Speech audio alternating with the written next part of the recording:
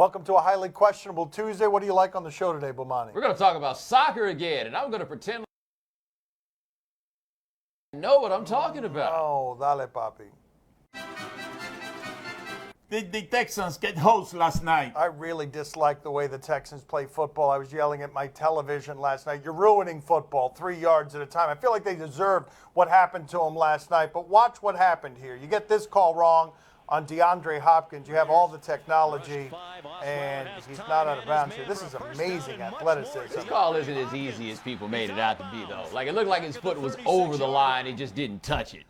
I'm mad at them for making DeAndre Hopkins disappear this year. And so that wasn't a touchdown, and it wasn't easy. But then the spotting in this game was crazy, how bad it was. Keep in mind, it's a multi-billion-dollar industry, and they're still using old guys and a chain as a measurement system so that they could get this thing here wrong. We're still measuring with chains, with chain links. Multi-billion-dollar industry. Whatever you do, you better not get rid of the chains. Everybody likes the chains. The chains are dramatic. The problem here isn't with the damn chain is about where they put the ball. But tell me you don't like it when they run out there with the chains and the drama of the pull. You do. And also the added element, as if Brock Osweiler wasn't frustrating enough being terrified throwing the ball 3 yards at a time. On top of that, in Mexico City, they were putting lasers in his eyes. Lasers in his eyes from the crowd. Look at this. He said afterward that this was a big laser, by the way, too. Like, that ain't just on somebody's keychain. That was distracting. He said he found it distracting. Understandably so. At least for him, it was a green laser as opposed to a red laser, which would not be distracting. It would be taken as a threat to his life somehow. Now, did the Texans get hosed in this game necessarily? The laser is actually the greatest evidence because whoever was doing that was only doing it to dudes on the Texans. But otherwise, maybe they had a chance to tie up DeAndre Hopkins to score it there. You don't know what happens on that fourth down. They get hosed? No, they're just not that good. I think that the ref, they had too much fun the night before in Mexico City. Yeah, that happens. During the games, they're having a few margaritas there. During the game. Halftime, that before, seems irresponsible. after, the whole thing. Right. So they were feeling their way through, It's a foreign territory. What can I tell you? I mean, that tequila. Patriots are a more complete team, but what I do like from the Raiders is what you saw on display last night.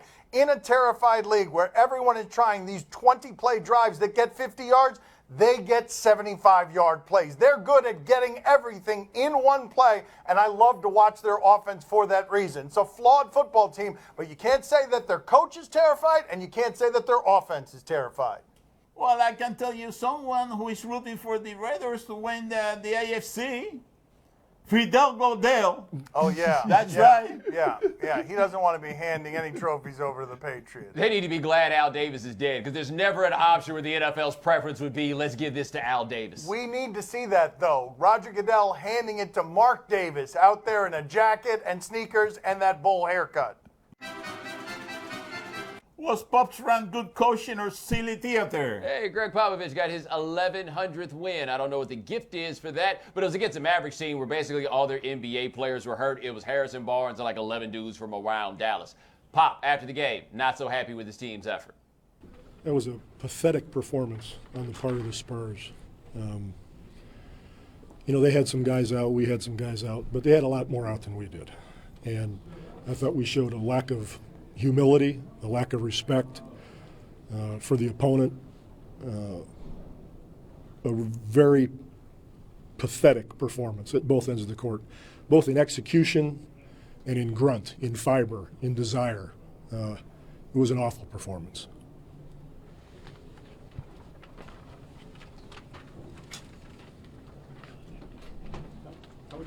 Oh, and they deserved to win the basketball game. I forgot to say that. Your reminder that the Spurs won that game. Now, Pop, at the first part of that, that's just the kind of thing that coaches do when they feel like their teams have not performed well. Once he walks out and comes back in and drops that last line, now it feels like it was a performance. I figured telling those guys in the locker room would have been enough. You could cuss in the locker room. But here's the thing, though. Pop, under all circumstances, is ornery. But given the politics in this country right now, he says that we're Rome. He says of the Holt family, the Spurs, they donated to Trump, and all he said was going anti-Trump and then saying beyond that, they don't give me the freedom to say what I want. No individual gives me that freedom. I say whatever I want. That's a man with maximum job security who says and does whatever he wants because he got to an age like this guy that he can say and do whatever he wants. Hey, can I tell something to the Spurs? Yeah. Hey, Spurs, you gotta tell that old man that is talking to you, that is coaching, that you won the game. That's all it counts. You won the game. If he doesn't like to coach the team, he can get another job, Whoa. That's right. He can go someplace else and get another job. Yeah, I'd like you to do that, actually. Put it on videotape. Go and tell Greg Popovich that he can go get a job somewhere else. Is Bruce Arena the right replacement for Jurgen KLINSMANN? Did you just make him Latin? Arena is sand in That's right. Spanish. Arena, It's arena in English. And he is super jingoistic. He has been quoted as saying only players born in this country are going to be on his American team, that you're not making progress otherwise. And that seems to be foolhardy. Keep in mind, I don't care how this team is coached. What I care about is how good are the players. And the ones in this country usually aren't very good. Now, Arena said this in 2013. He said it in an interview with ESPN, the magazine. He had some also similar quotes about how an American should coach Team USA in 2014, keeping in mind he's a guy who's had this job before and has been removed from it. That's why it's kind of hard to believe that this is the guy to do it if he wasn't the guy to do it when he had the job before. But in this climate, it is not a good look to have that guy with those quotes on the record, especially if you try to make soccer great again when we've never been great in the first place. You're probably hustling backwards here. We're not in a position as the United States to turn down good soccer players. Yeah, you want the players on the team to come from MLS, but if MLS isn't creating good enough players for that, you got to take them where you get them and whatever they look like. If the world were making a list of all the places that they would go looking for good players, this country would be one of the final stops. I coach soccer. Remember that? Yes. Here are my rules for winning a game.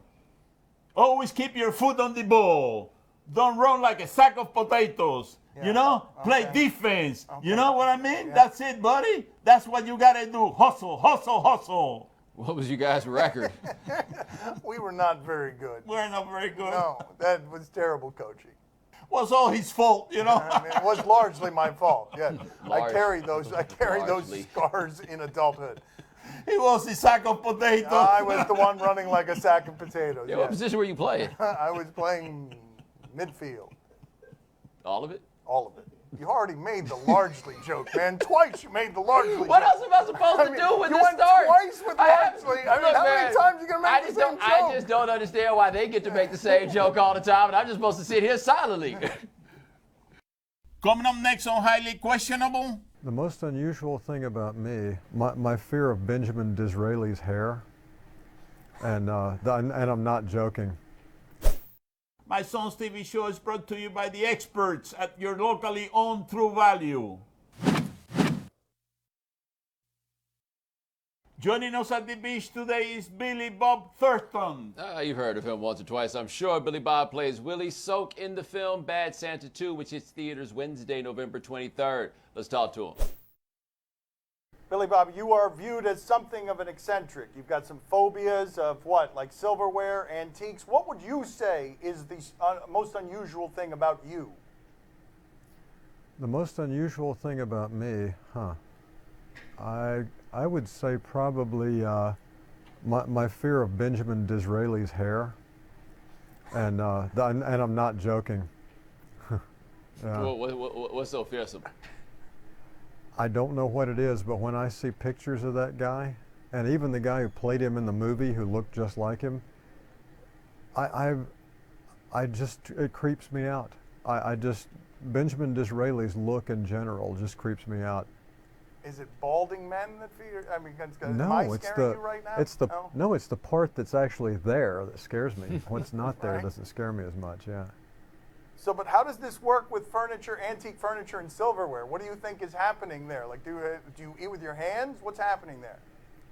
I like to use plastic. I don't mind cheap silverware. It's the real stuff, the real heavy old stuff. I don't know what it is, but I don't have a phobia about all antiques. It's really about sort of like European stuff, really old, like in France, those gold chairs with the velvet cushions and stuff. I don't know. I can't be around stuff like that. I don't wish to be patronizing, but what are you afraid that the antiques are going to do? You know, it's not so much that I have one of those things where people think that, like there's ghosts on it or like what happened here in the past. Mine is really just about mildew and mold and dust, and so it's just creepy to me. And like I've had to eat at places before that had stuff like that. It's like, who wants to have a cheese sandwich in a dusty old creepy French chair? We've talked to you before about that period in your life where you were running out of food, you were broke, and for a month you were eating nothing but potatoes, eating them raw, eating them various different ways. What would you look back on and say, this was the most difficult time in my life? Would it be then or some other time? Yeah, that was probably the most difficult, although in '88 my brother died, who was 2.5 years younger than me, and we were very close. And he died suddenly at 30 years old, and I kind of never came back from that. I mean, after that, it made me afraid to be happy, because I was having one of the happiest times of my life when he died. And, you know, I guess I just thought, okay, well, there's what it gets you, you know, when you're happy. But I'm not saying I'm an unhappy person. I'm pretty, you know, I'm doing fine, love my kids and my wife and all that stuff, but at the same time, there's a part of me that always holds back. Didn't you have a vision that you were going to lose your brother? I had read that you had a vision of some sort that foretold that. Yeah, I was in, my mom at the time lived in Louisville, Kentucky, and we went there for Christmas, and he and I had to sleep on a fold-out couch thing. And I woke up in the middle of the night with my heart beating really fast, and I looked at my brother and I thought he was dead. I saw him dead. And then a few years later, sure enough, and it was from ventricular fibrillation. So, pretty wild. I mean, I'm not saying that, you know, what exists and what doesn't. I'm just saying that that's what it all felt like to me. Your mother was also a psychic, correct? Do I have that right? Right. Yes, sir. Yeah, she's 83 now. She doesn't really read for people much anymore, but she used to speak at medical conventions on parapsychology and all that kind of thing. And she's told me some things that were only in my head. I mean, things that wouldn't be possible for anyone to know. So something's going on. You've probably had enough of us by now. I'm guessing that you want to get to this part. Let's go ahead and get Billy Bob involved here with my father, because he wants to ask my father questions. He was telling us off air. Nice talking to you, Billy. Nice meeting you, sir. You too, man. So, I watch you guys show all the time, and I love it. I mean, the three of you together are like, I mean, the chemistry and the different personalities. It's perfect casting, in other words. Appreciate it. These guys are very good. They carry me all the time. Oh yeah, but my favorite thing is the see or no part, when you want to see everything and they rarely want to see any of it. Yeah. But okay, so I just got 2 or 3 little things. I just wanted to see what you would say to this. Okay. Suzanne Plachette or Brigitte Bardot? Which one? Oh, I gotta go with Bridget. Oh, look at that. Wow, he picked that quickly. Okay, I think, at least in part, because I don't think he knew who your first, who you were referencing the first one. He picked the one he knew? Yes, I think that's what happened there. What else you got for him? Beef or pork? I'll go with beef. What just Beef. happened there? Okay. Yeah. All right. Lucy or Desi? I gotta go with Lucy. Oh, man. Wow, an upset. Traitor. Yes, I'm traitor. yes, he is. Thank you for Okay, being thanks, on with guys. us, sir. We appreciate it. Gracias, Billy. Gracias. Thanks, guys. Mirror, mirror, mirror. Who is really in the game? Why you ask that stupid question? Boy, you know that's Papi, man. It's Atlanta 6. You know how we roll? I just bought another Chevy. Got it right back out the bowl. Those stacks up in my closet. I can't even see my clothes. And my belly gets so big, I can hardly see my toes. Got a car in my garage. I have never ever questionable this broadcast from the Clevelander Hotel on beautiful South Beach, Miami. Time to play the game that is thankful for his son David. Do you question? You give us topics and events, so we question them. That was funny. Do you question if you could support this teammate? All right, we are going out to Serbian fourth-tier soccer. I don't know. There's enough Serbia for 4 tiers of soccer. I don't know what we'd be getting in the first 3 tiers, but here, delight in the 4th tier. Look, that field looked like a lot of things. The tier isn't one of them. Oh, and now we know how you arrive in the 4th tier. That's amazing. I wouldn't have thought he could do that if he was trying to do that. Wow. If I had told you you're not scoring here, is there a possibility? Look at this guy. This guy's so down on him right here. I love that we have multiple camera angles. Let me tell you, the look on that guy's face implies that sort of play is not so much an outlier in that dude's background. It's just like he's still on the team. Again he did this. Ring. Oh, ring, here we go. There we ring. go. Yeah. Hey, Juanito, Yeah. good job, buddy. Yeah, got a lot of money on that game, that 4th tier. you're right. That's right, that Serbian soccer. You know, I'm telling you, we hit the jackpot, Juanito. Good job. The best part is how he doesn't find out about the games he's gambled on until these producers show us videos that we have not seen. He's got so much money spread out all over the globe that he never knows all the results. Who won that game anyhow? Do you question if this guy should be playing pro? It's more soccer, but they didn't tell us what level this is even on. More soccer. Oh.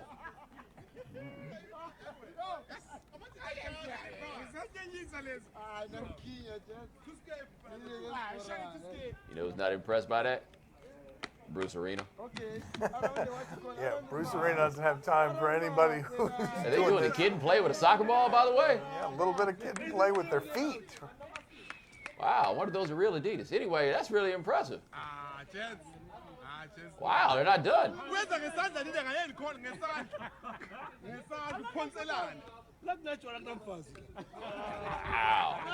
Wait a minute, is that real? By the way, there's some cognitive dissonance about hearing these guys speaking what sounds like French in front of a pickup truck.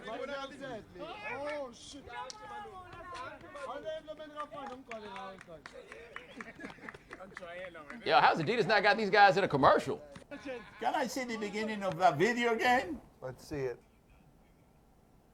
There, right there. That's how you got here. Oh, that's how right. I got That's here. right. All right, excellent. That's how I got there.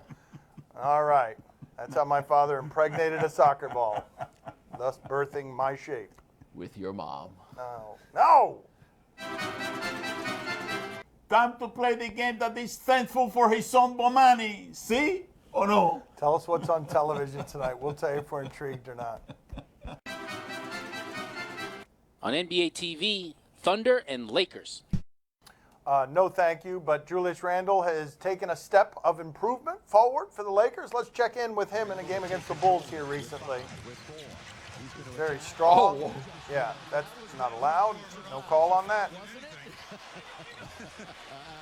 Wow. He is very strong. That seems like that was a foul, though. Bomani, are you intrigued? I'm just telling you now, though, if he's going to run into the front row like that when something happens, don't tell me about how tough Andrew Luck is ever again. Come on, now stand there.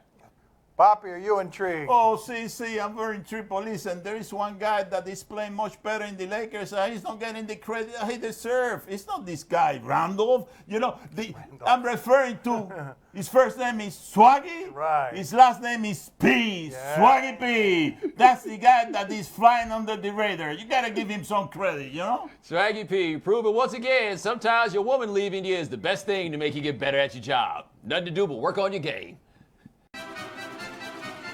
On NBA TV, Pelicans and Hawks. No, thank you. But let's check in with a recent Hawks game. They're playing against the Knicks, and Kent Bazemore sees that Dwight Howard is in a situation where he's being guarded by Marshall Plumlee, and he kind of knew that from a distance. Oh, mismatch. Mismatch. I'm laughing in your face, Plumlee. Right here. Come get some. There it is. That was very easy. Bomani, are you intrigued? Profiling? Is it fair to say that was profiling? Yeah. I feel like there's a little bit of profiling that went on in that one. By the way, all three Plumlees have made the NBA. All of them. I feel like the profiling was just about the Plumleys, though. If you find the Plumlee on the court, go there. Poppy, are you intrigued? Oh, see, I'm very intrigued. I always like to watch the underdog. You know, Michael Plumlee, he's an underdog. A guy that wasn't supposed to be playing in the NBA these 2 games, and all of this sudden he appeared from no place. So somebody got to root for the guy, you know. I mean, I'm rooting for Michael Plumlee. Why not, you know? He is Marshall Plumlee, but I can't say I would be surprised if a Michael Plumlee just showed up at Duke next week. And what would be the difference, right? I mean, there's probably a Michael Plumlee running around out there somewhere. Michael Marshall. Whatever. That's all the time we have for today. Thank you for watching. Talk to you on Monday. Thanks for watching. Gracias. See you el lunes. Oh, I can't wait for Thanksgiving. You know, this is old. I'm waiting for it. Yes. I'm very excited. Yes. I got What are you gonna turkey. eat? Yes. I got ham. Yes. I got black beans and rice. What? I got, that's right, buddy. What? I got cranberry sauce. You know, I got stuffing. You know, I got croquetas. You know, I got lechon, the whole bowl of wax. You know, it's going to be a Cuban Thanksgiving. Yeah, if we put a bowl of wax in front of him, he'd eat that too.